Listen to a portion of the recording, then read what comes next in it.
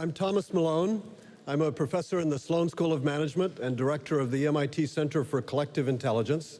And it's my pleasure to welcome you to our panel on social cognition and collective intelligence. Now, this morning, we saw various kinds of intelligence in vision, action, language, and so forth. Part of our goal in the panel this afternoon is to expand our view of intelligence.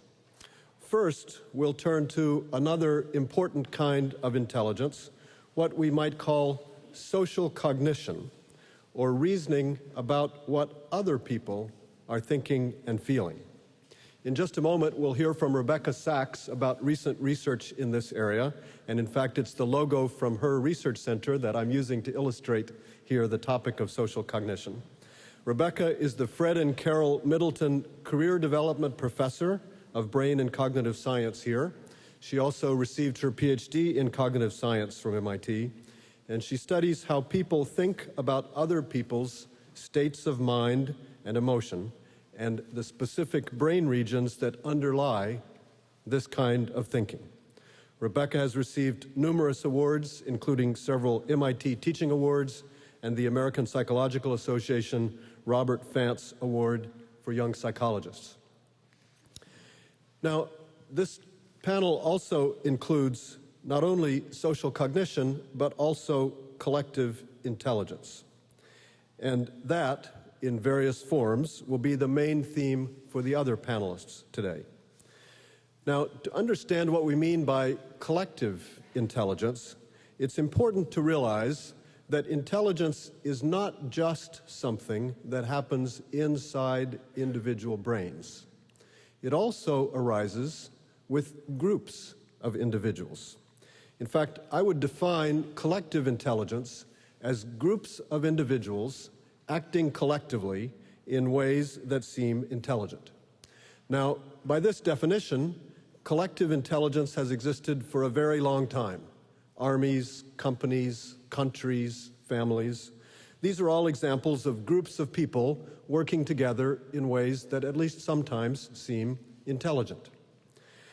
So after Rebecca's talk, we'll hear several examples of these other kinds of collective intelligence from Andy Lowe, Martin Nowak, and Sandy Pentland.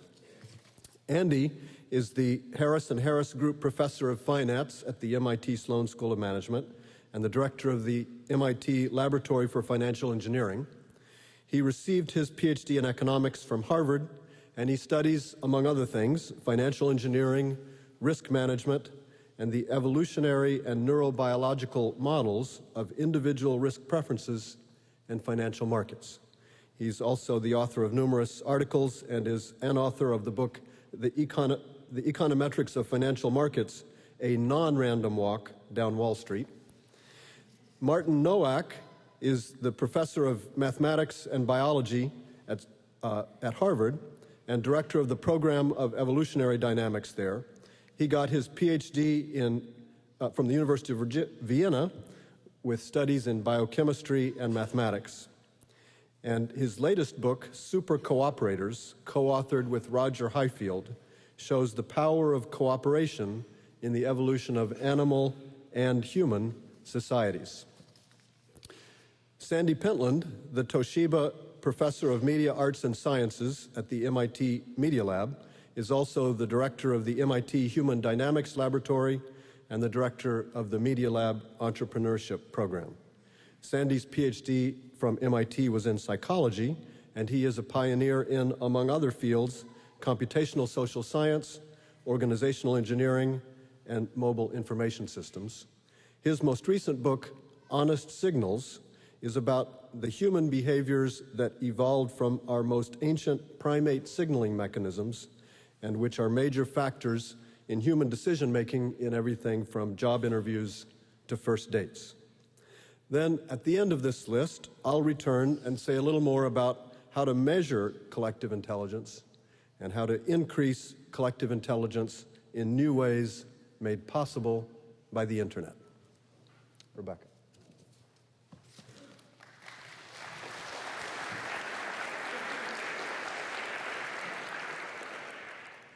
Thanks, Tom. Okay, so I'm going to start off on social cognition with the claim that human intelligence is intelligence about humans. So what I want to talk about is what we know, what we can do, and how we can reason when we're thinking about people. And in particular, I'm just going to give you a tiny hint of how good we as humans are at thinking about other people. In particular, when we're thinking about other people, we can figure out a huge amount from just a tiny bit of information. So our thinking about people is fast and sensitive and maybe even innate. Human babies, when they're first born, already prefer to look at things that look like human faces, already prefer to listen to things that sound like human voices. And for example, if I just show you, for example, 2 scenes of flowers, you immediately know in one of them there was a person present, right? Here's similarly 2 scenes of icicles. In one of them, there's the act of a human being. These are both pieces of art by Andy Goldsworthy. So from almost nothing, from just a scene in nature, you already know there was a person there. And in fact, from just tiny glimpses of patterns of movement, you can tell what characters know, what they want, what they're feeling, what they're trying to achieve. This is a clip from a famous film made by the psychologists Heider and Simmel in the 40s, before Pixar. And just from the movements of these little shapes and characters, you already get a sense of who's good, who's bad, a sense of maybe foreboding at this point as the big triangle closes in. So thinking about people is first fast, based on almost no information in the stimulus. You get a lot of information in your mind. It's sensitive to tiny bits of information. It might be innate.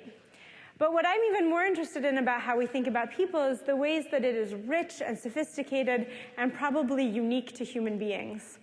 So try to imagine how you would explain to a dog or a chimpanzee what this means. I know you think you understand what you thought I said, but I'm not sure you realize that what you heard was not what I meant. That's apocryphally attributed to Alan Greenspan. So all of us are capable of constructing incredibly rich and sophisticated representations of what other people are thinking, what they meant. And to give you a simpler example, but I think a very powerful one of what we can do with this information, I'm going to give you an example of the kind of experiment we do in our lab. I'm going to tell you a story about Grace. So I'm going to ask you at the end to use your hand to make a judgment, so get ready to make a judgment. And the question I'm going to ask you is about how much we should blame Grace. So here's what happens to Grace. Grace is on a tour of a chemical factory with her friend. And on this tour, they stop for coffee, and Grace is making the coffee. Grace's friend asks for sugar in her coffee. And next to the coffee machine is a jar of white powder, labeled dangerous toxic poison. So Grace thinks that that is a dangerous poison left behind by the scientists. She takes a spoonful of it and puts it in her friend's coffee. Actually, that was just sugar left behind by the scientists. And so Grace's friend drinks the coffee and is fine. So use your hand to say, from no blame to very much blame, how much should we blame Grace for putting the white powder in the coffee? Good. It's safe to drink with most of you. Okay, here's the opposite case. Now Grace is on the tour. Again, she's making coffee. Again, there's a jar of white powder next to the coffee. This time, the jar of white powder is labeled sugar. And it's a jar of white powder next to the coffee machine, so Grace thinks that the powder is sugar. Actually, the sugar has dangerous toxic poison in it, which was left behind by some scientists. And so drinking this powder would be lethal. Grace puts a spoonful of this into her friend's coffee, and her friend drinks the coffee and dies. How much should we blame Grace? Okay, interesting. So you guys do what most people do, which is when you're figuring out how much should you blame Grace for these outcomes, if you noticed, you blamed her a lot more when Grace's friend drank a cup of coffee with sugar in it and nothing happened at all. Nothing morally detectable even happened. So that's in the case that we call a failed attempt, when Grace appeared to be trying to harm her friend but didn't succeed, compared to in the case of the accident, where Grace had no way of knowing that she would harm her friend, even though what happened there was much more morally serious, namely somebody died. So these moral judgments give us a measure of how easily all of us always use other people's mental states in making judgments that matter. And I'll come back to this example in a minute. But the next claim I want to tell you about is what I actually work in my lab, which is not just that we think about people in a way that is fast, sensitive, innate, but also rich and sophisticated, but also that we do so via a special group of brain regions that humans have. So in addition to the brain regions that are very similar in human beings to in all other animals, brain regions that we use for things like seeing and hearing and moving and feeling, in the brains of humans are also groups of brain regions specifically representing information about other people. So for recognizing people's faces and voices, seeing their actions, and understanding their emotions. This is an illustration, but this is real data showing you what the brain region that to me is most surprising and intriguing. A brain region we call the right temporoparietal junction. It's above and behind your right ear. And this is a brain region that is involved specifically in helping you to figure out other people's thoughts, beliefs, desires, intentions, hopes, and suspicions. I should say that these are data from a subject population we call normal human adults. They're MIT undergraduates. So to give you a sense of what these experiments are like, I'm just going to give you two examples. Obviously, 10 minutes is not long enough to get a real sense of these experiments, but here's two quick examples of how we know that this brain region really is involved in helping you think about other people's thoughts. So in one kind of experiment, we have people reading a whole bunch of different stories while they're in the scanner. And then we ask other people to judge for us the properties of these stories. So I'm going to give you some examples of these stories, and I'm going to ask you to make one kind of judgment. Again, with your hand, I'm going to ask you to indicate how much are you thinking about the person's beliefs, desires, thoughts, suspicions, and hopes. From not very much to very much. All of these are stories about things that happen to people. So here's an example of such a story. Get ready to use your hand. So Larry was going to his first day of a new job. The job starts very early, so Larry was extremely tired. Larry made himself some fresh juice and took a big drink. The juice was cool, and Larry felt the tang of it on the soft tissue inside his mouth. How much are you thinking about people's mental states? A little, okay. Here's another one. Oscar was doing the dishes after dinner. He was talking with his friends while his hands were in the soapy water. Then Oscar's hand hit a sharp knife. The knife cut deep into the skin between his fingers, and the cut burned in the dirty water. How much are you thoughts, beliefs, desires? More.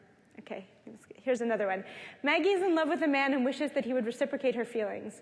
One day, this man sends a text to Maggie that he meant to send to someone else, saying he does not want to see her again. Maggie gets the text and starts crying. Okay.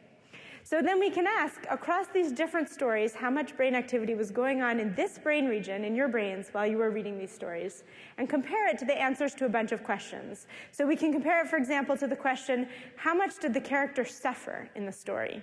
And as you see, there's no relationship. So this is showing how much the character suffered on the x-axis and how much activity there was in that brain region on the y-axis. Or how much physical pain were they in? Again, no relationship. Or how vivid and movie-like was the story? And again, there's no relationship. But if we ask the question we asked you, how much did you consider the thoughts, beliefs, desires, suspicions, doubts of the characters? Then the amount that people said they were thinking about that predicts the amount of activity in other people's brains while they're reading those stories. So that's one way that we study the function of this brain region. But perhaps a more convincing way to study the function of a brain region is to ask, well, what would happen if we interfered with the function in that brain region? And fortunately, we can do that with a tool called transcranial magnetic stimulation. This is a tool that lets us pass temporarily a targeted magnetic wave through somebody's skull and into a specific brain region. And to give you a sense of what this looks like, I'm going to first show you what happens to a quarter when I put it on the coil, and then what happens when I put it on my head. So here's a quarter going on the magnetic coil. You can see the clicking. That's the machine going off. So now we're going to put it on the part of my brain that controls my right hand. So we're targeting it to the specific part of my brain. And when we do that, yep. So you can see a little magnetic pulse specifically in the part of the brain that controls my right hand makes a small but noticeable contraction in my right hand. So now we can do the same thing, but focus that magnetic pulse on the part of your brain that lets you think about somebody else's thoughts. And so now, if we compare moral judgments of grace in these two scenarios, when we have this magnetic pulse going in but to another part of the brain, so here again, moral judgments look normal. You get much more blame for the attempted harm that failed than for the accident. Once we put the TMS to the right TPJ, though, we change those moral judgments. So we make people say that failed attempts were less bad and accidents were more bad, as if they were paying less attention to the other person's beliefs. So that's just a little taste of the research that we do. Again, the claim here is that why this is interesting is that we're trying to understand human intelligence. What we're trying to understand in part is intelligence about humans. I want you to just take away from this talk that our intelligence about humans is both fast, sensitive, and innate, but also rich, sophisticated, and unique, and depends in particular on a group of brain regions that let you specifically think about other people's thoughts. Thank you.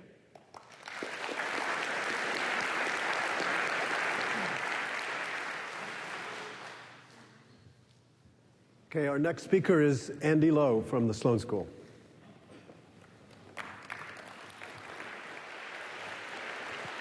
Is there a clicker?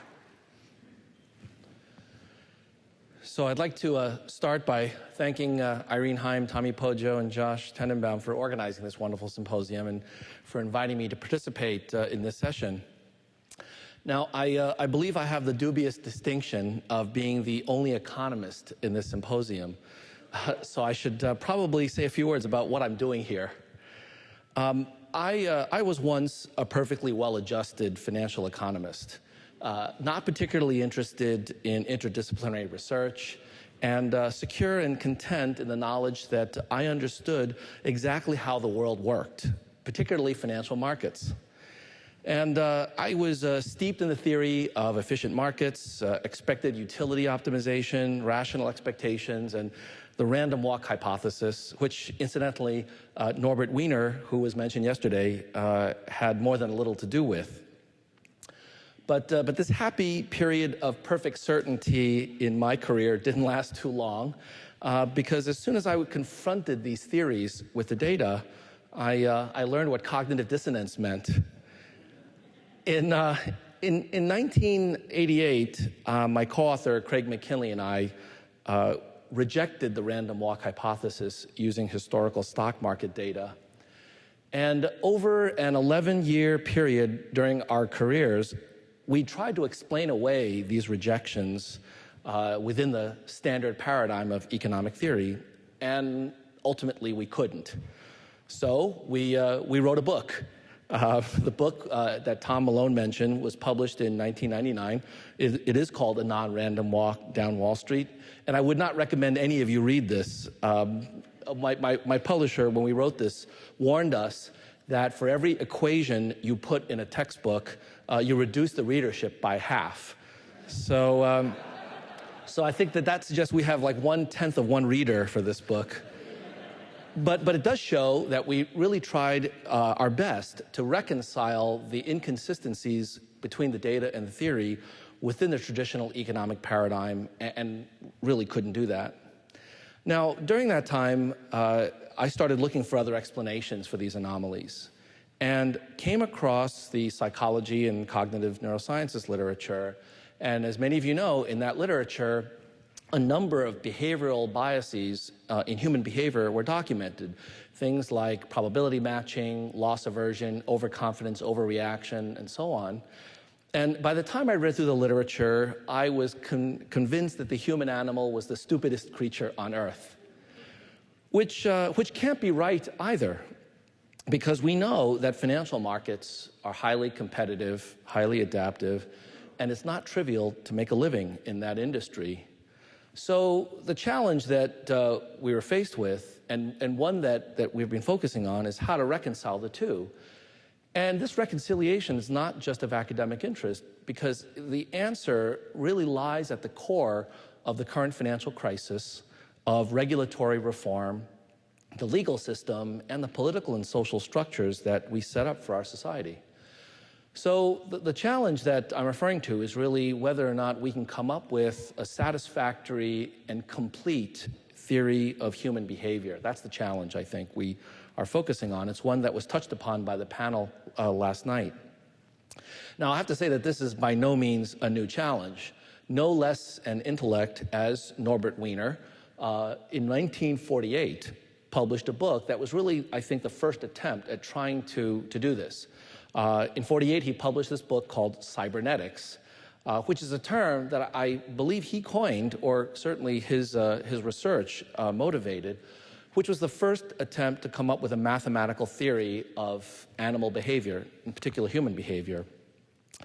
But a number of others have tried since then, And in particular, economists actually made some progress in the 1960s and 70s. An economist by the name of Herbert Simon, who won the Nobel Prize ultimately for this work, that was basically completely ignored, even to this day, by most economists.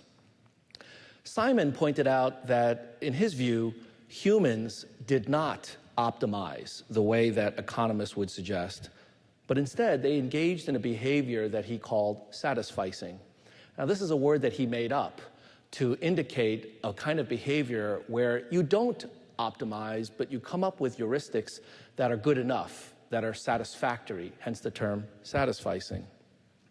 And so in doing so, he proposed this mental models view of behavior that ultimately became actually quite important to the artificial intelligence community, both through Simon's work and his student, Alan Newell. But it had virtually no impact on economics, because economics had the rational expectations revolution, where the mathematical power of optimization was really brought to bear on economic decisions. Now, the question that economists asked of Simon's work that ultimately caused them to reject his theories was, if you aren't going to optimize, but you're simply going to satisfice, how do you know what is good enough? How do you know what's satisfactory? And Simon and his proponents couldn't really address that challenge very successfully, which is one of the reasons why his work didn't have as much impact in economics. But it turns out that my collaborators and I have been working on an approach that uses evolutionary theory to try to answer that challenge. And it turns out that when you use some basic principles of evolution applied to both heuristics and other kinds of simple behaviors, you can get some extraordinarily powerful results. And since I don't have too much more time, I thought I would just give you a very simple example of how that might occur. A simple example of why it is that we don't optimize in practice, but we engage in certain satisfactory heuristics. So the illustration that I have in mind has to do with a challenge that all of us face every day, which is getting dressed in the morning. And in order for me to explain to you just how challenging that task is for me, I need to tell you about some of the parameters of that challenge, in particular, my wardrobe. So let me give you an inventory of my wardrobe. I've got 5 jackets, 10 pairs of pants, 20 ties, 10 shirts, 10 pairs of socks, 4 pairs of shoes, and 5 belts. Now, you might think that's a rather limited wardrobe, but if you do the combinatorics, you will see that that gives me 2 million unique outfits. Now, it's true that not all of these outfits are equally compelling from a fashion perspective, so I've got an optimization problem. I've got to pick just the right outfit for the occasion. So if it takes me 1 second to evaluate the fashion content of an outfit, how long do you think it would take for me to get dressed each day? Well, the answer is 23.1 days. Now, I promise you, I get dressed much more quickly than that. And the question is how? How do we do this? What an amazing feat of intelligence. The answer, of course, and the answer that Simon would have given, is that we don't optimize. We come up with a satisfactory solution. But how? The economist would say, well, what do you mean by satisfactory? How do you know if, when you come up with a single solution, that if you don't spend a little bit more cycles optimizing, you wouldn't get to a better solution? And how do you know, if you haven't done the optimization, that the optimal solution is so much better than a satisfactory one that you should go ahead and do the optimization? And the answer is, you don't. The answer about how we find what a satisfactory solution is comes from evolution. It comes from the process of reinforcement learning, and I'll give you a personal anecdote that describes it. When I was 6 years old and I was in first grade, at that time, a marketing genius figured out that if you put a Superman label on a jacket, you can get a lot of 6-year-old kids to buy it. And so I wanted that jacket desperately, and being from a single-parent household, we didn't have a lot of extra money to spend, so my mother initially said no, and so I nagged her for weeks on end until finally she relented and agreed to get me the jacket. I still remember to this day, the Friday evening, we went to Alexander's in Queens, New York, got the jacket, and for the whole weekend, I spent the entire weekend in that jacket. And come Monday morning, when it was time to go to school, I put on my jacket, got in front of the mirror, and posed in all sorts of action ways to see how good I looked. And by the time I was done posing, I was late for school. I was late enough that I needed a note from my mother, and I remember distinctly walking into the classroom half an hour late. Everybody was already seated. I had to bring the note in front of the class to give to my teacher, and all the students were snickering that I was late, and I walked in the back of the room, and I was completely and totally traumatized by that event. And you know that I was traumatized because 45 years later, I still remember that day. But I'll tell you what, from that point on, it never, ever took me more than 5 minutes to get dressed in the morning. My heuristic was indelibly altered through the process of natural selection, through trial and error. That's how we can find out what satisfactory means. Now, since that time, a number of new models have been developed, and in particular, with my collaborator, Tom Brennan, we've actually used very simple binary choice models to formalize that intuition that I just described. And using this simple model, we're actually able to generate behaviors that economists find anomalous, but that cognitive scientists have documented for decades now. Things like probability matching, randomization, risk aversion, Bayesian as well as non-Bayesian decision-making, bounded rationality of the kind that Simon talked about, and finally, what we think of as intelligence. Now, since I'm just about out of time, I won't go into the details of it, but I'll give you a hint as to what we're referring to. And if you go to the later session and you hear Jeff Hawkins talk about the memory prediction model, you'll see what I mean. With a binary choice model, if you take that simple binary choice and you string it together in a sequence of binary choices, you get a binomial tree.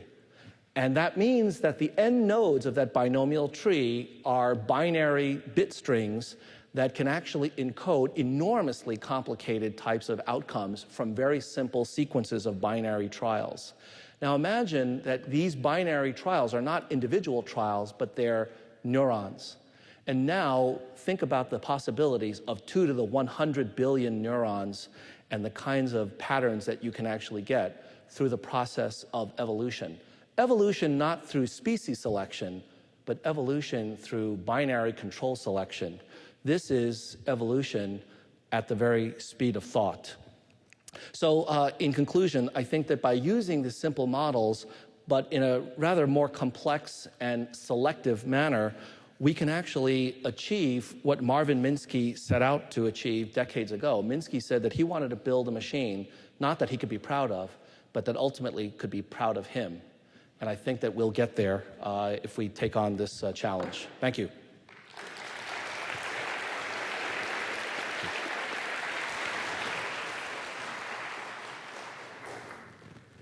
Our next speaker is Martin Nowak.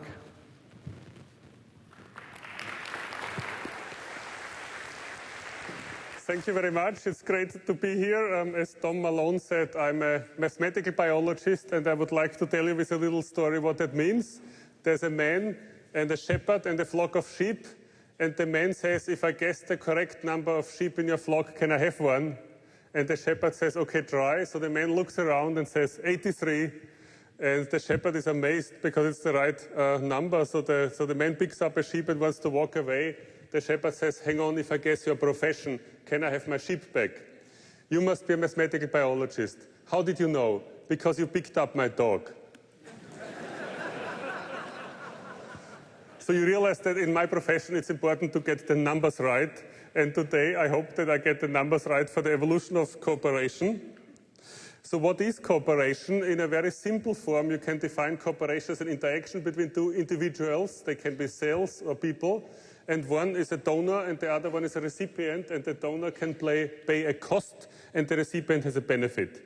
And normally for cooperation to make any sense at all, benefit is greater than cost is greater than zero. And we can think of this as being modeled in terms of cultural evolution. It's a group of people that learn from each other, or in terms of genetic evolution, where, say, cells or animals evolve certain strategies. So this interaction defines a game, a very famous game in the context of game theory. And this is called the prisoner's dilemma. And in the prisoner's dilemma, you have a choice between these two options, cooperate or defect. So in a moment, I want to play the prisoner's dilemma with me. So therefore, I've written down the payoff matrix here. And in the payoff matrix, I've written down what you get. And I get the equivalent formulations. So when you cooperate with me, it costs you C. But if I get the benefit B, and if I cooperate with you, it costs me C, and you get the benefit B. And you can think of it as benefit, say, $3, and cost is $1. So you have to look at this matrix and make a decision. Who wants to cooperate with me? Raise your arm. Who wants to defect? So I should say this is not an optional game.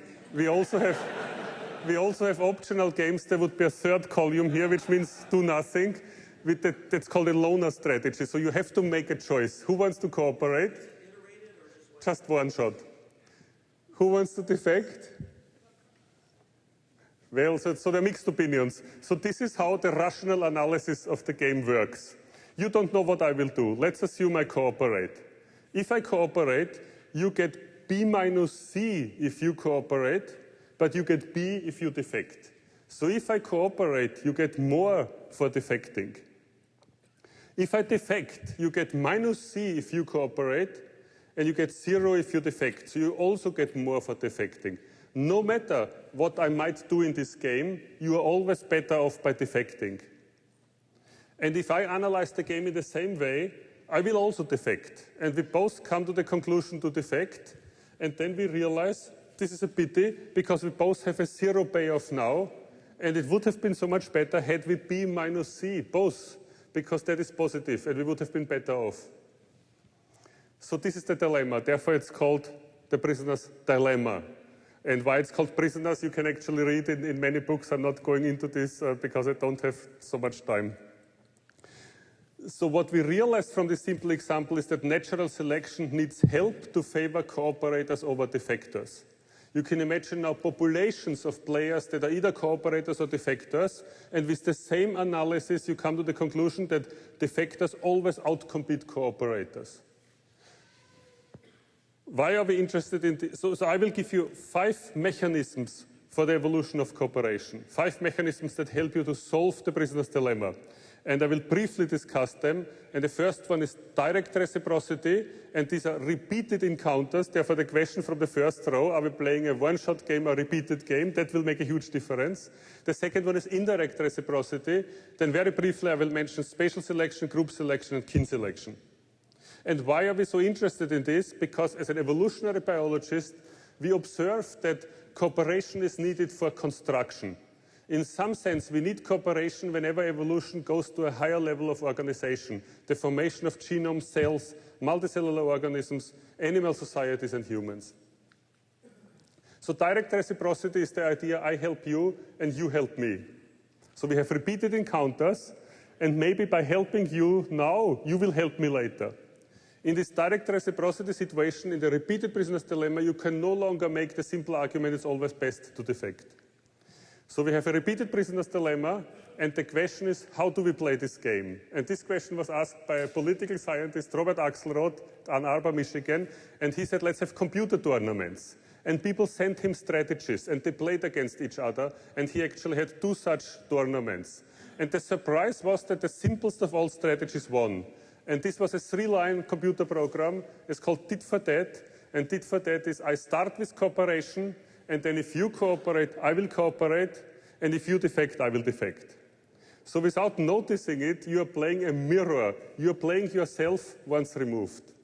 And the surprise was that the simple strategy won in 2 consecutive computer tournaments. But there was an Achilles heel of the world champion in the repeated prisoner's dilemma, and this is that if you have errors, in the sense of trembling hand or fuzzy minds is the economist's term for these types of errors, then errors can destroy the cooperation between 2 tit-for-tat players. And tit-for-tat is actually a weak strategy when you have to deal with errors. So something that I did in my PhD thesis some time ago, I said, let natural selection design a strategy, or let natural selection play out the prisoner's dilemma in the context of errors. So we started with a random ensemble of strategies, and out of this random ensemble of strategies, the first thing that comes out is always defect. But then fortunately for my thesis, it wasn't over here. What we saw next is that there's a small group of tit-for-tat players could invade that population and take over. But amazingly, tit-for-tat was only around for a very brief period because it was quickly replaced by another strategy. And this other strategy we called generous tit-for-tat.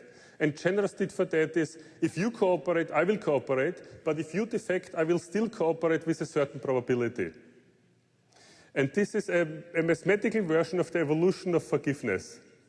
This strategy replaces tit-for-tat very quickly because it can deal with errors. And two generous tit-for-tat players have a much higher payoff against themselves. So what happened next was kind of a surprise. If everybody here plays generous tit-for-tat and I play unconditional cooperation, I'm a neutral mutant. I have no advantage, no disadvantage. Random drift can make the neutral mutant spread in the population. The population drifts from generous tit-for-tat to always cooperate, and now you can guess what happens next. You invite the invasion of always defect. And you have a mathematical model of human history with oscillations of war and peace. But what I have seen in all my models for the evolution of cooperation, it's always about cycles. It's never really about equilibria. Cooperation is always as good as it can stay around for some time, then it gets destroyed, and then it has to be rebuilt again. And this is also what might mirror like the ups and downs of financial systems to a certain extent. One thing that I find very interesting in this analysis is that winning strategies have to be hopeful, generous, and forgiving. If a strategy doesn't have that property, it's not a successful strategy in this game. Hopeful means if I meet a stranger, my first move will be cooperation. I hope I can establish cooperation with this person. Generous means that I am willing to accept slightly less than 50% of the points. So tit-for-tat, a generous tit-for-tat, never gets more from any other player than the other player gets. And forgiving is this property that I described, that after defection I find back to cooperation. Very quickly later we developed another mechanism for the evolution of cooperation, indirect reciprocity, and here's a painting of Vincent van Gogh of the Good Samaritan. And whatever his motive was in this noble action, he did certainly not think this is the first round of a repeated prisoner's dilemma and I should cooperate. So the idea of indirect reciprocity is that I help you and somebody will help me. Indirect reciprocity works in the following way, that the interaction between people are observed by others, and then gossip spreads the reputation about people in the population. So indirect reciprocity leads to evolution, or to the selection pressure of a kind of social intelligence and human language, because we need to understand who does what to whom and why, and we need to have the ability to talk to each other about others. As my colleague David Haig put it, for direct reciprocity you need a face, but for indirect reciprocity you need a name. And as much as we understand or don't understand about animal communication, we certainly don't think that animals can refer to each other on sort of a first name basis, or he did this to me yesterday. And this is the kind of gossip that gets the reputation systems of indirect reciprocity going. Also what we see, for example, in eBay on internet trading. Just the last two slides are very quick. Spatial selection would be the idea that neighbors help each other. So then cooperators can form clusters, and these clusters can prevail in a world of defectors.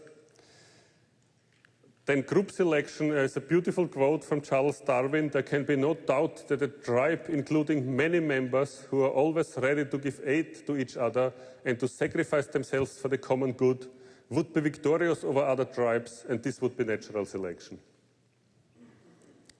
And the last mechanism, kin selection. Here the idea is the interaction occurs between genetic relatives, and G.B.S. Holden said, I will jump into the river to save 2 brothers or 8 cousins. And the idea here is that the coefficient of relatedness between brothers is 1/2, between cousins is 1/8.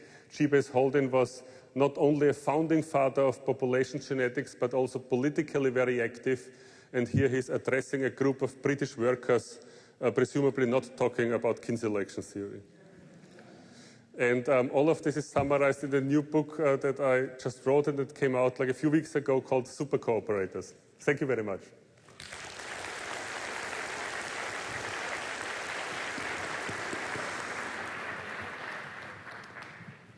And our next speaker is Sandy Pentland.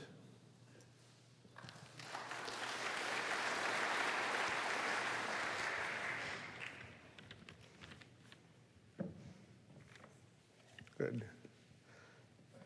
So you can get this going. So some years ago, I asked the question, what did humans do before we had significant language capabilities? We were a social species. We cooperated with each other. We survived. And eventually, we developed language. And if you think about evolution, what normally happens when a new capability like language comes along is it subsumes earlier capabilities. Earlier capabilities don't go away. They sometimes get co-opted. Sometimes they get built on top of. And so it seems that, like other apes, we had a framework for cooperating that's based on signals, not affect, not cognition, nothing in the way of high-order intentionality, most likely. But it served to bind us together into groups and to survive. And we would expect that when language came along, that it would take this structure and it would use it in some way. And a particular way that is very interesting is signaling mechanisms called honest signals. Now, it's not that they're always true. They are information carrying, but they also are a releasing stimulus for other animals, so that when one animal signals something, the other animal responds in a predetermined way. So this is something that you can see in apes, and you can also see it in people. So let me give you some examples of things. So let's take our autonomic nervous system. When we have fight or flight, we get nervous energy, right? We become more active. You can see people when their autonomic nervous system becomes more activated. Think of a 3-year-old bouncing around, or think of a dog that's excited. And that's an interesting thing, because that means we can read interest levels of another species that's not even terribly closely related to us. The other thing that happens about being excited like that is it's contagious, mood contagious, extremely well-established phenomenon. In other words, the signal you give off by having your autonomic nervous system fired up incites the autonomic nervous system of other people. That's an honest signal. You see the same thing around attentional effects. So these are tight timing between action and effect between two people. It's the scaffolding on which language is learned. In fact, it's been used for more than 30 years as a diagnostic for language development problems. If the timing between the mother and child is not the sort of tight, precise dance that you would expect, then something's wrong, and there'll almost certainly be language development problems. Another sort of signal that has gotten a lot of attention recently is mimicry. When we sit close together and I nod my head, you will unconsciously begin nodding your head. But it also does some other things. It changes the way you feel about me. If I ask questions about trust, you'll rate trust higher. Jeremy Bailenson did a great experiment where he had little avatars that would mimic you and try and sell you things at the same time. And if they were mimicking you, they were more than 20% more effective than if they weren't mimicking you. So it caused changes in the way you respond to things. And a final one is fluidity of production. When you practice something for a long time, you get really good at it, you get very fluid in how that production happens. If you're very cognitively loaded or you're not very expert at it, there's a high entropy in how you do it. And people respond to that as expertise. So what can you do with these sort of signals? Well, you can build computer systems that do that. We built little name badges like this that measure this. People wear it, and it measures their signaling behavior. You can do it with cameras. You can do it with microphones. And you can look at the signaling between people and predict things, like in a negotiation, who will come out ahead. We've turned this into a commercial system now. We do commercial scale screening for depression. We can listen to people talking to their healthcare coaches. So these are people with, for instance, congestive heart failure. And as they're talking to the coach, you can tell whether or not they're depressed with an accuracy that's similar to the retest accuracy of some of the most widely used screening tests. but without asking any questions. It has to do with the pattern of interaction, these signals. You can also listen to the same situation, and when the coach says you should sign up for this program, and the client always says, yes, I will, you can tell which clients will sign up and which ones won't with about 80% accuracy, and then you can focus on the ones that don't really mean it. So you can read people. It's a sort of social sense. And a logical question, which I think is something to bring to this group, is what does this signaling behavior have to do with language? And the thing I would pose to you is that at some point we had signaling behavior but no language. And then for some reason we developed language. For instance, Danny Kahneman will opine that language developed to focus attention on features that are not currently present in the environment. And so a logical first thing that might have happened, many people believe this, we can't prove it, is that you would take the signaling behavior and you would add information to it, deictics, signs, things like that. And the evidence for that is that you see things like this in current-day apes. And so a question arises, if that's what happened in us, do you still see traces of this in our language behavior? For instance, would this sort of simple quote-unquote language, because it's certainly not generative the way we normally think of language, is this sort of language something that is present today? And does it have a functional role in our day-to-day behavior? Because if it turns out that it's very common and this sort of very simple type of communication predicts outcomes, is functional, then that changes the way you might think about language. It's not competency, it's how it's practiced. So what are some evidence in this way? Well, we did an experiment. This is both in Italian and in English. And we looked at people in 4-person groups who were negotiating things. It's a thing called a mission survival task. And we had psychologists go in and annotate who was being the protagonist, who was being the supporter, who was being the attacker on 15-second by 15-second basis throughout all the different interactions. We also had them annotate who was providing information, who was orienting the group, and so on and so forth. And what we found was by listening to the signaling behavior, not knowing anything about what was being discussed or the words, you could identify the social roles and the informational roles of the players with about the same test, retest, repeatability of the humans who were listening to the words. In other words, without listening to the words, you can tell if somebody's a protagonist. You can tell if someone's providing information. How can that happen? Well, a good hypothesis is that we had signaling behavior, and as language evolved, we added it on in a parallel fashion, so that signaling that was characteristic of being a protagonist in some situation before language now was retained when protagonist language was added to the mix, so that there's a parallelism between those.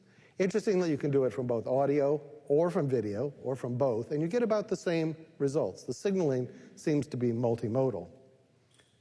Okay, so that's pretty interesting. Here's something that's reanalysis of some data that from an experiment that Tom Malone ran that I think he's going to talk about next. And I collected some of the data with these little badges. And this is looking at 204 groups who are doing things like brainstorming and judgment and shopping. And what we found is you could account for 60% of the variance in their performance without listening to the words. You just looked at the pattern of signaling. And the pattern of signaling is characteristic of something that you would call information clearing. Are people making short little contributions, typically less than 3 seconds? Are those contributions answered by back channel? Really? That sort of thing? Less than 1 second long? And is the distribution of contributions even? And those 3 principles caused the performance to be predicted with about 60% of the variance accounted for. We've seen the same thing in larger areas also. For instance, we take these badges and we put them on people and corporations as they go about their normal life. We've done some 20 corporations now. Typically, we pick about 100 people in some division, and we watch them for a month.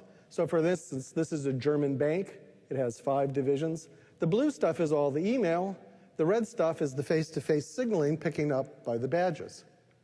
And what's interesting is that when you analyze this sort of data, this pattern of communications in a real operating firm, you find that you can account for between 40 to 60% of the variation in performance between high-performing groups and low-performing groups without listening to the words or knowing anything about the content.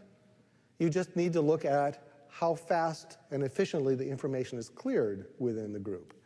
Now, in modern-day groups, it's not just verbal signaling. You also have to look at email and other media, which have slightly different properties. But by looking at the patterns of communication, you can predict the outcomes. And more recently, we've done a number of experiments looking at creative groups and predicting when they were having a creative day and when they were having an off day. And using sort of state-of-the-art metrics for creative output, we find that we can do 80 to 90% accuracy in identifying creative days from uncreative days without looking at the content of the task or looking at the words or the character of the people. It's just, are they harvesting information from around their environment, and are they clearing it very efficiently within their group? So the bottom line here is that we once were apes as a species. We efficiently coordinated ourselves using signaling. We still have that signaling. And I think to really understand how language is actually used in a functional sense, not a semantic sense or a syntactic sense, but in terms of outcomes, you need to understand how it mixes with the signaling behavior. Thank you.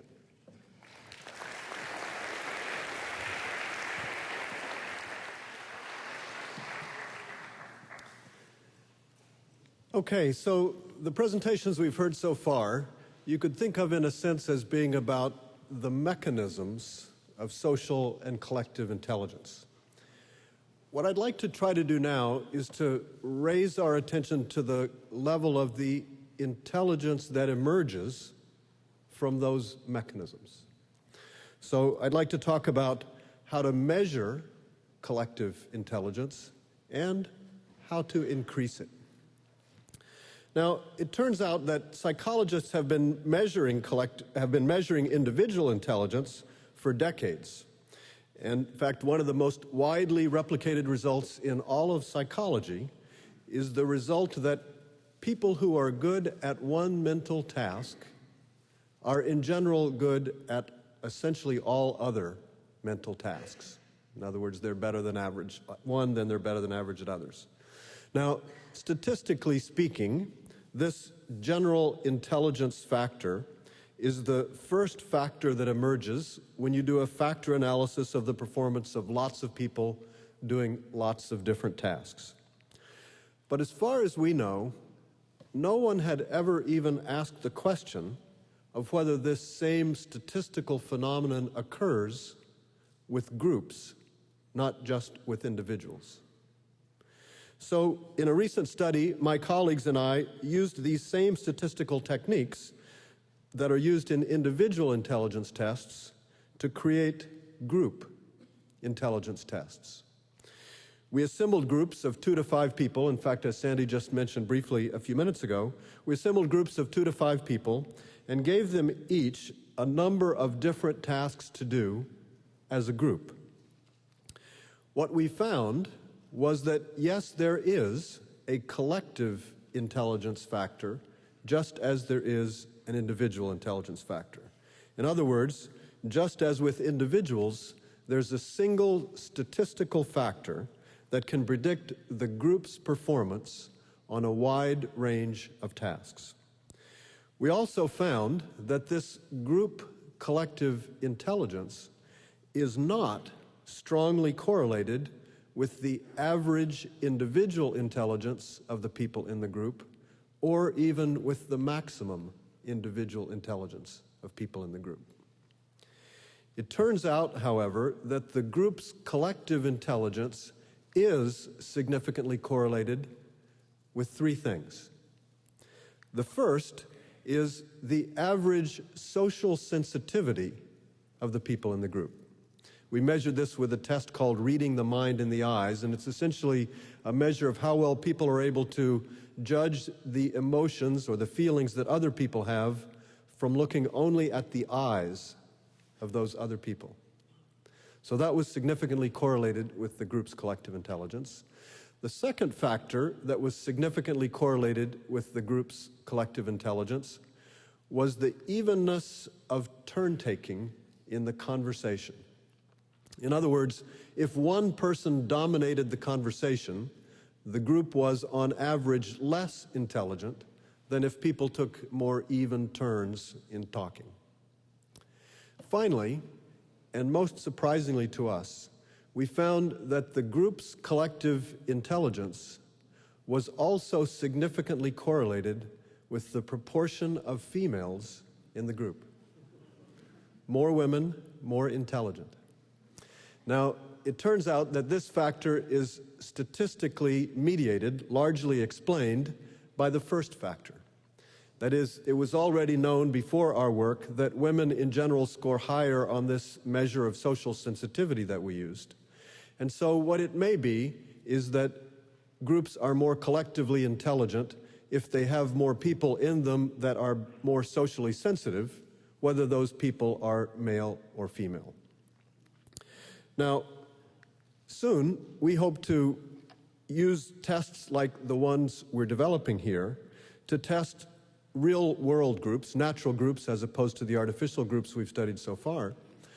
Like, for instance, what if you could give a short test to a product development team measuring their collective intelligence, and then use that to predict how well they would do on developing a bunch of different products? Or what if you could do that for a sales team and predict how well they would sell in the coming year, say? Or what if you could give a test like this to a top management team and predict how well they would respond to a very wide range of other challenges? Now, I think those things would be interesting, but what's even more interesting to me is the possibility that we could not only measure collective intelligence, but that we could also increase it. With individual intelligence, of course, we can measure it, we can predict with that, but there's not much we can do to change it. With groups, it seems eminently possible to change and to increase the collective intelligence of a group. For instance, in the last few years, we might be able to do that by changing the motivational factors or the norms of interaction, or by giving them, I think of special interest, better electronic collaboration tools. For instance, in the last few years, we've seen some very new kinds of collective intelligence with far larger groups than were ever possible before, enabled by the internet. Consider Google, for instance, where millions of people create web pages, link those web pages to each other, and then the Google algorithms harvest all that knowledge so that when you type a question in the Google search bar, the answers you get often seem amazingly intelligent. Or think of Wikipedia, where millions of people all over the world have created a very large and very high-quality intellectual product with almost no centralized control and without even being paid. I think these examples, like Google and Wikipedia, are not the end of the story, but just barely the beginning. And if we want to predict what's going to happen, especially if we want to take advantage of what's going to happen, I think we need to understand these possibilities for collective intelligence at a much deeper level than we do so far. That's essentially our goal in the Center for Collective Intelligence. One of the key questions we ask ourselves is, how can people and computers be connected so that collectively they act more intelligently than any person, group, or computer has ever done before?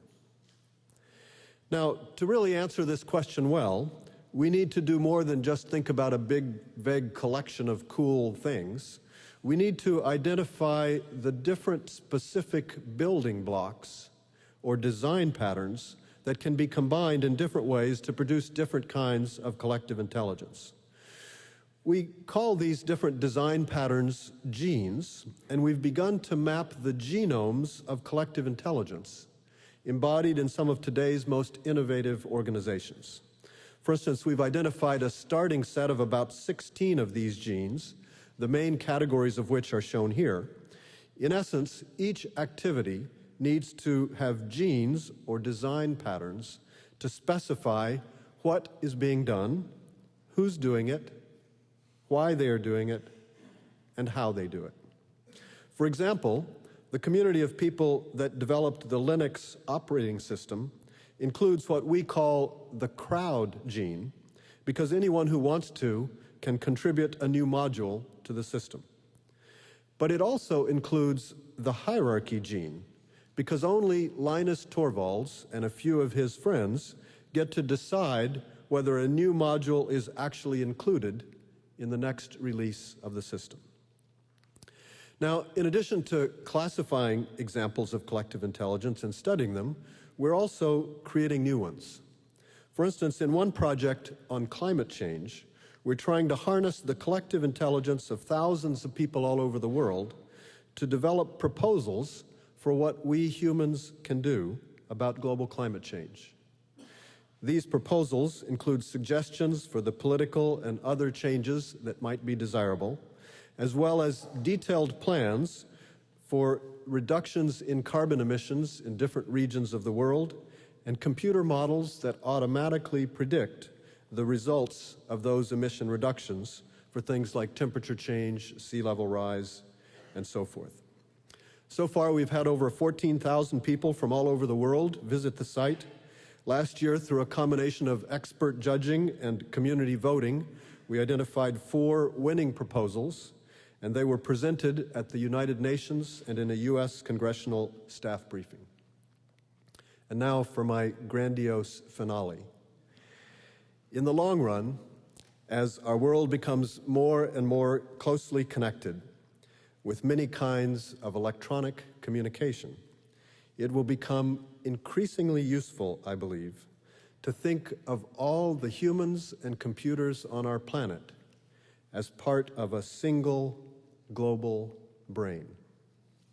And perhaps our future as a species will depend on how well we're able to use our global collective intelligence to make choices that are not just smart, but also wise. Thank you very much.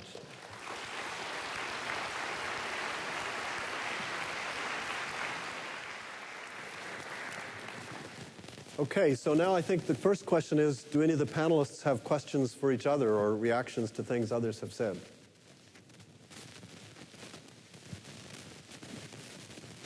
If nobody has any burning questions, I'll use one of the questions that was submitted by email for this panel. The question says, cognitive scientists and AI researchers both use the word intelligence to describe a capacity related to humans and computers respectively. Even though intelligence, as it is featured by individual humans, may be something very different than intelligence in computers, both fields have affected and helped each other, perhaps by borrowing metaphors and so forth. The question is, in what ways can the study of collective intelligence be informed by research in cognitive science and artificial intelligence?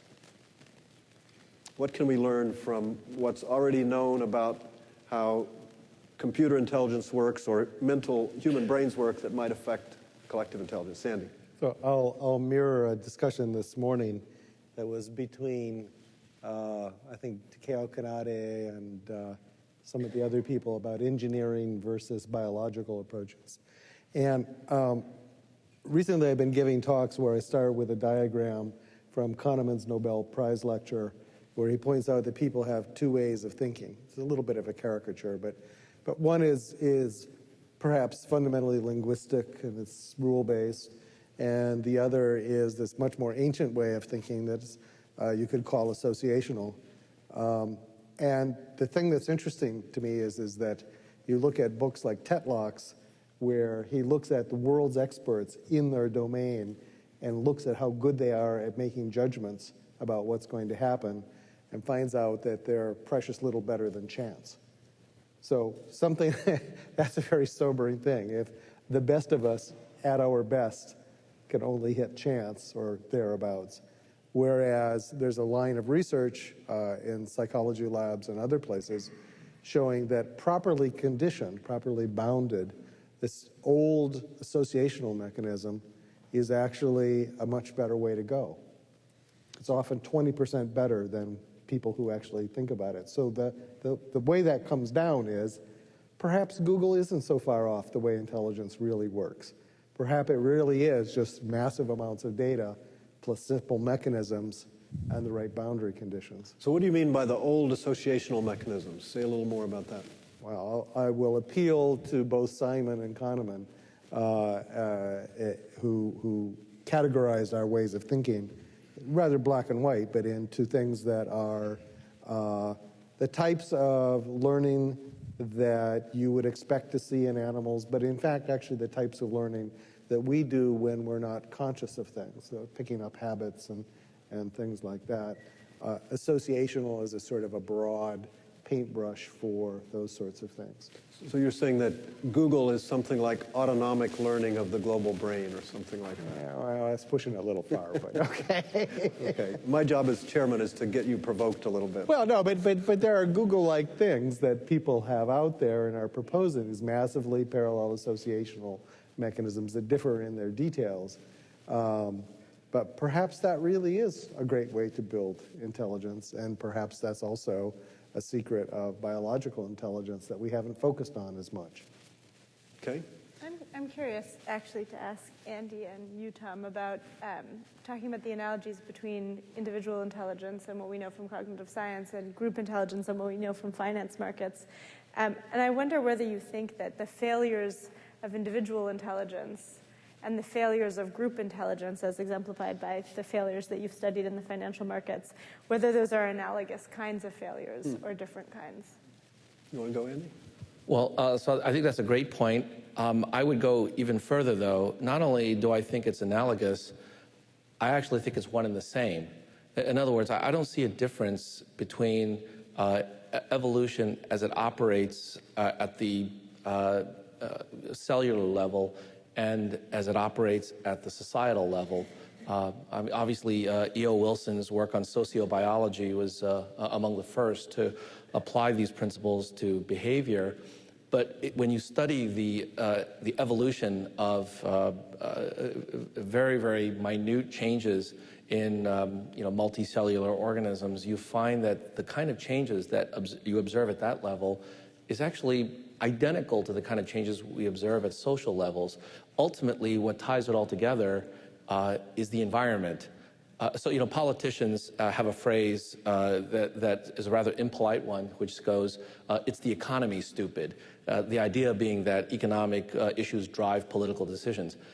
I actually think that biologists should come up with a version which says it's the environment, stupid.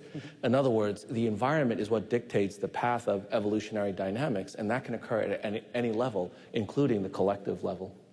So I think I'd agree that in some sense both kinds of intelligence are similar in that they're both influenced by the environment and their reactions and responses from that.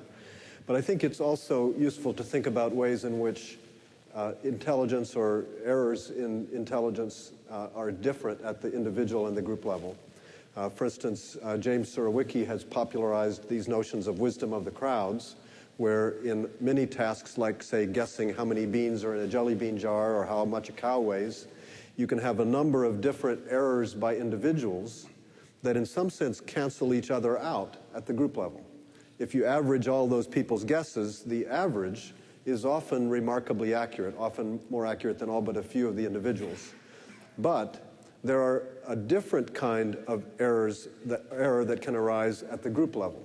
For instance, if the guesses of the individuals are not independent of each other, for instance, if people call out what they think it is and you hear an influential person say one thing, that influences a lot of other people, and then the system doesn't work. The average may be very wrong in that case. So let me follow up with that. That's a great example.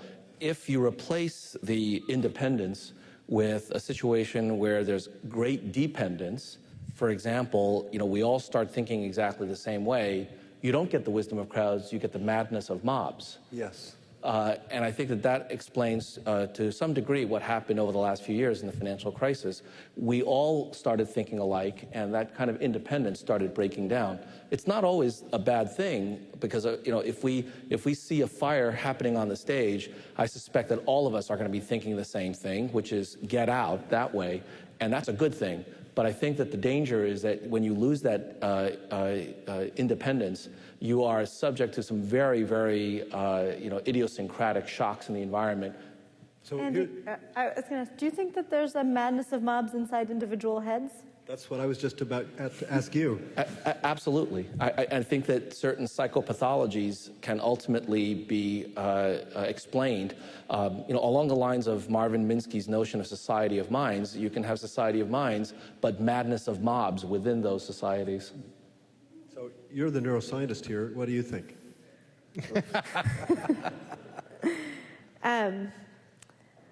This doesn't seem like a neuroscience question. You mean like are neurons going mad? Can you think of neurophysiological phenomena that are like the madness of mobs? Well, what were you thinking of when you said psychopathology? Well, so, in certain kinds of decision-making contexts, typically we try to balance a variety of different heterogeneous kinds of signals. If that balance is disturbed, if for some reason we have, for example, no pain inputs, imagine a situation where your arm is numb and you can't feel pain. I've had a friend who experienced that. After a week of this temporary numbness, his arm looked like a cat used it for a scratching post. And it's because if you don't have any negative reinforcement, if you don't have any negative feedback, you don't know to pull your arm away from sharp objects. So the madness of mobs within an individual can be to have an imbalance of inputs, and that kind of imbalance can lead to what we think of as pathologies. Or where there's an over interdependence between different regions or different parts of the brain. Can you think of any things like that, Rebecca? Let me think about it. Okay. Not off the top of my head. OCD? OCD, epilepsy, yeah. Okay, so that was... But the typical madness of mobs has to do with poor feature selection. People tell you something, you focus on certain features, and as a consequence of that, you ignore other salient features. And if you had paid attention to those other ones, you would make good decisions. That's perhaps the most common way people make seriously bad mistakes. Okay. Do anybody else on the panel have other questions or reactions? I have one other one, which is, Martin, I thought your summary of tit for tat as being effective when it's hopeful, generous, and forgiving was hopeful. But I wondered, given what Andy said, that it's the environment stupid, do you have thoughts on what are the environments in which people in competitive contexts become hopeful, generous, and forgiving? Mm-hmm. Yeah, so I would like to answer this question, but I would also like to make a remark to the discussion we just had before. In the context of evolution, Ernst Mayr, a Harvard professor who died a few years ago, he wrote a beautiful book, What Evolution Is. And if you read this book, then the first thing you will learn is that nobody really understood evolution until Ernst Mayr himself sorted it out. But he will also tell you that if you ask the question, what is it that evolves? So loosely speaking, we talk about the evolution of genes or the evolution of the brain. We even talk about the evolution of species. But the only thing that actually evolves are populations of reproducing individuals. And that's what I find very interesting. So if you want to have an evolutionary metaphor, it always has to be in the context of a population of reproducing individuals, but reproduction can be genetic or cultural. So it can be like a learning type of reproduction. And now specifically to answer your question, what is the environment that would lead to cooperation? So I would say there's always competition and sometimes there's cooperation. And cooperation can win, can be selected, if the environment instantiates one of these mechanisms that I discussed. So the environment must make it possible that there are repeated interactions, that reputation matters. And now we are actually researching how these mechanisms can be combined synergistically. Because what we can show is that repetition alone only gets you a certain level of cooperation. And you need you get much, much more out of the system if you have repetition and some reputation, or repetition and some space. That, I think, is the role of the environment. Okay. Any other questions on the panel? I just wanted to add to that environmental aspect, and I think we can sort of see this even more starkly when we take a look at behaviors that we consider to be socially acceptable or unacceptable. So, for example, if you think about the situation in Afghanistan where a troop of soldiers are going down the road and somebody tosses a grenade in front of them, it's not that unusual for one of the soldiers to jump on top of the grenade, sacrificing his life for his compatriots. And yet, if that same situation played itself out in Grand Central Station, I don't know about you, but I grew up in New York, and nobody's going to throw their bodies on a grenade in New York. What is it that leads us to do this kind of altruistic behavior in one setting but not in another? I would argue that it's the environment. The fact that in Afghanistan there is a threat. The threat is a broad threat to the entire troop of soldiers, and so that kind of sacrifice is absolutely necessary for the survival of that troop. Whereas in Grand Central Station, the threat is not nearly so broad-based and specific. So I think that's an example of how the environment actually induces behaviors in ways that we might not expect. Okay. Okay, if no more questions or comments from the panel, what about from the audience? Questions from the audience. Okay, I think we have a microphone going around, is that right? Okay, we have a question right here. Here are two tools that deserve some research, Twitter and Facebook. The news has made it very clear that they affect collective behavior. Do you have any comments about whether that's intelligent behavior? So I'll respond to that, and maybe others will too. We've thought a lot about Twitter and Facebook and things like that, and I think the question is not one of fact, it's one of perspective. So if you view the goal of Facebook, for instance, to create a massive directory of a very significant fraction of the humans on the planet and their relationships with each other and a lot of demographic and other information about them, if you view that as the goal, then it's a very intelligent system. It's achieved that goal extremely well.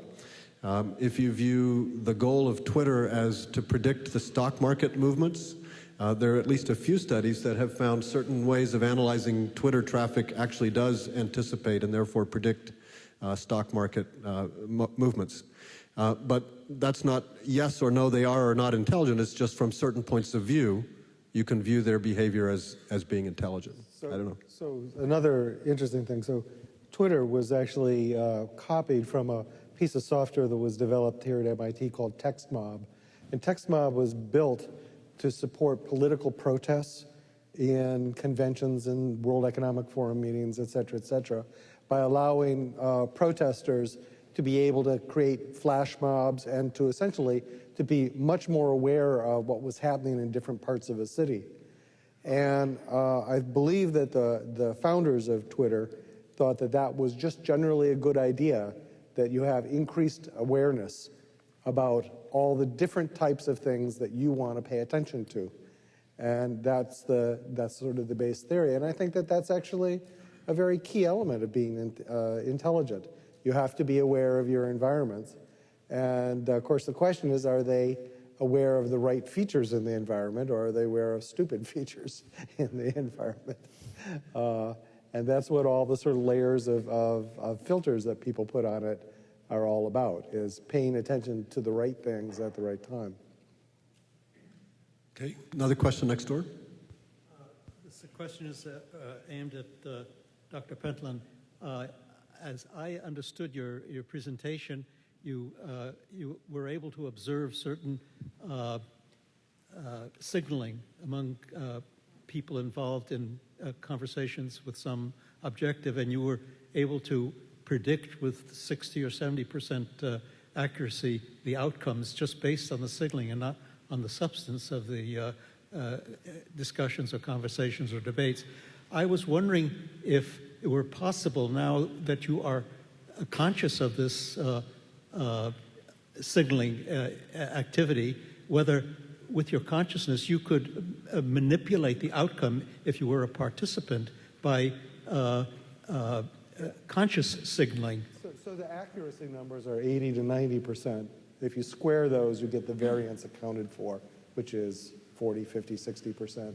So we've done experiments in changing people, and roughly you can't pay attention to your signaling and talk at the same time, is the sort of short collection. But there is a way to change things, and that is that people have these social models or social roles that they have learned by observing other people or by doing it themselves.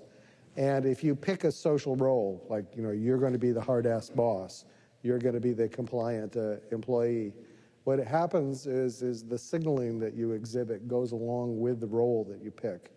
And what we can do, of course, now is we can actually look at the interaction and identify the social role that you should adopt that will produce the most dollars at the end of the day. Or we can look at an organization and talk about the pattern of communication in the organization that will produce the highest productivity. And then what we do is we re-engineer organizations so that the patterns of the flow of communication is a higher productivity pattern rather than a lower productivity pattern.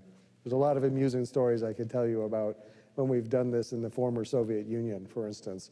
You get very, very sick patterns of communication. And you can do things to actually substantially fix the places. Okay, another question right here. Oh, no, he can't see me. I have a microphone. It's just not on. I think he was actually pointing up there. I do have a question. Why don't you go ahead and then we can do him. I think this is actually for you, Professor Malone. There's some scale issues, I think, associated with collective intelligence. And so I think you would probably say that a team of experts that are used to working with each other would have a higher degree of collective intelligence than a team of experts that had not worked with each other. So that an expert team is different than a team of experts. So the question that I would have, if that were likely to be true, is there an optimal number that would make the best team, if you will, and does that really scale to a global collective? Okay, great. So the first question, or the first part of the question, you're right that a team that works well together is better than just a team, even if the team consists of experts. It's not guaranteed, however, that experience together will necessarily produce good functioning group behavior. Some people work together so long they get sick of each other and become a bad team rather than a good team. But I think the more interesting part of your question is the one about scale. And that's where I think there are some very interesting possibilities. Depending on, what task you're doing and so forth, the optimal size for a face-to-face group is somewhere around 5 or 10 people, something like that. When you get a whole lot bigger than that, the group functioning at least levels off and often actually becomes worse when you get too many people in the group.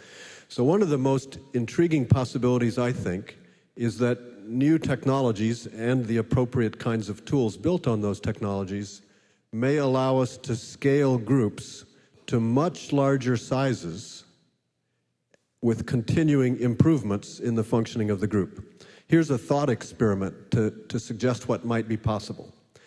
Imagine that you had 5,000 people in a football stadium trying to write an encyclopedia with nothing other than paper and pencil and the loudspeaker system. 5,000 people in a stadium could write things and pass them around, and there'd be long lines in front of the editors waiting for approval and stuff like that. So they could do something in a given amount of time, let's say an hour or two. But imagine what those same 5,000 people could do if they were all using the Wikipedia software. I think it's fairly clear that they could be a much more intelligent group. They could produce much better encyclopedia material in a fixed amount of time with that collaboration tool than just with paper and pencil and face-to-face. So that's only one kind of thought example, but I think there's a fascinating and really important line of research about how to create the kinds of tools and the kinds of organizational designs that will allow us to have much larger groups than were ever possible before, operating in ways far more intelligent than we could ever have before. Can I add to that? So we've been able to look at these patterns that correlate very highly with group productivity. And one of the things that most people are very concerned about are distance groups, so where people are geographically distributed. And we've done a whole family of experiments where we put back visual displays of the signaling so that people are aware of the behavior of the people at a distance. And in many cases, you can bring the performance of the distance groups up to near the face-to-face level. And the other thing that we find is when we look at large dispersed organizations, that it's useful to think about different types of communication. So face-to-face is very rich, Twitter is very thin and very abstract. And what you need to do is you need to look at that you get enough of each type of communication often enough among the whole organization. And it seems to be that errors of that sort are a primary defect, for instance, in a lot of military operations. Your over-reliance on Twitter or email, and so you lose a lot of the rich media and therefore a lot of the context. And by being careful about what sort of media you use when and putting those sort of social signals back in, you can seem to be able to get much more regular high performance. Okay, let's go to the question here in the front.